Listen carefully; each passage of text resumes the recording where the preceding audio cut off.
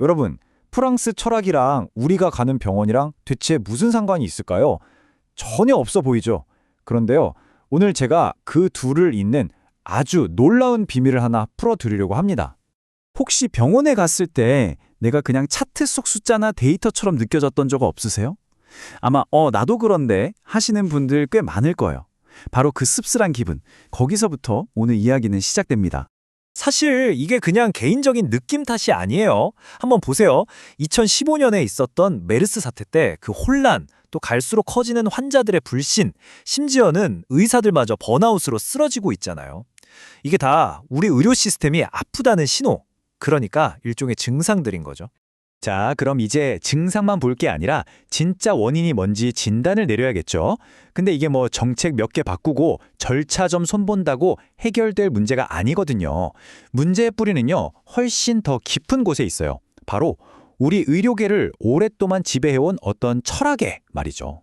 그게 바로 몸, 기계 모델이라는 건데요. 지난 100년간 현대의학의 기본 세팅값 같은 거였어요. 우리 몸을 뭐랄까 고장나면 부품 갈아 끼우는 기계처럼 보는 거죠. 그리고 마치 공장에서 찍어낸 것처럼 모든 사람한테 적용되는 단 하나의 정상 상태가 있다고 철석같이 믿는 거예요. 자, 바로 이 지점에서 이 모든 판을 뒤엎는 정말 예상치 못한 구원투수가 등장합니다. 그 주인공은 바로 프랑스 철학자 질 들레즈입니다. 이 사람이 참 재밌는 게 자기는 소설에 나오는 잠수부 같다고 말하는 걸 좋아했대요.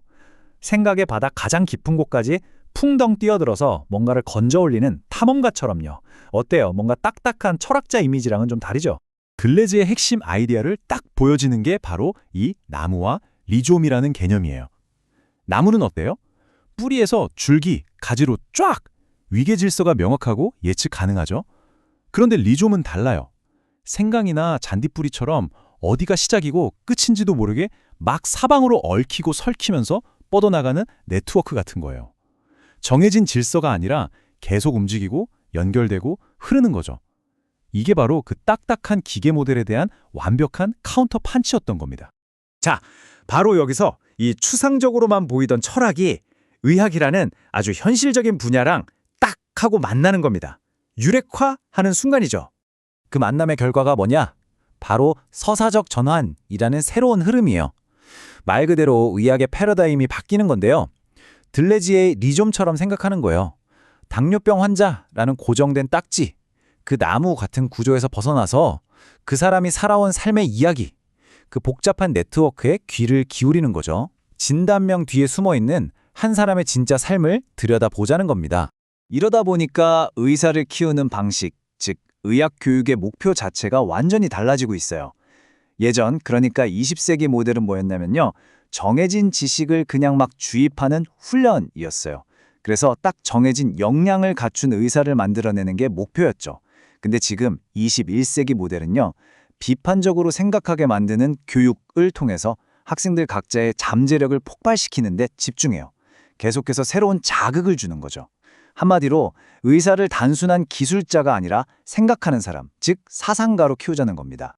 좋아요. 이론은 알겠는데 그럼 이걸 실제로 어떻게 적용해서 의사를 만들어내냐? 그게 궁금하시죠? 한번 구체적으로 들여다볼게요. 그 대표적인 예가 바로 거꾸로 교실이에요. 이름 그대로 교실을 거꾸로 쓰는 건데요. 예전처럼 강의실에 앉아서 교수님 말씀만 듣는 게 아니고요.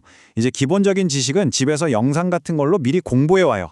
그리고 진짜 중요한 수업 시간에는 뭘 하느냐? 동료들하고 팀을 이뤄서 실제 환자 케이스를 놓고 막 토론하고 문제 해결 방법을 찾는 거예요.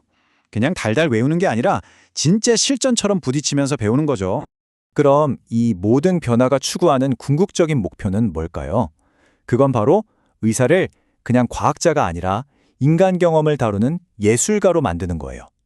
환자를 단순히 데이터 덩어리로 보는 게 아니라 그 사람만의 복잡하고 고유한 아름다움을 가진 존재로 바라보는 거죠. 이걸 바로 존재의 미학이라고 부릅니다. 자, 그럼 이런 예술가 같은 의사한테 필요한 능력 첫 번째는 감시관입니다.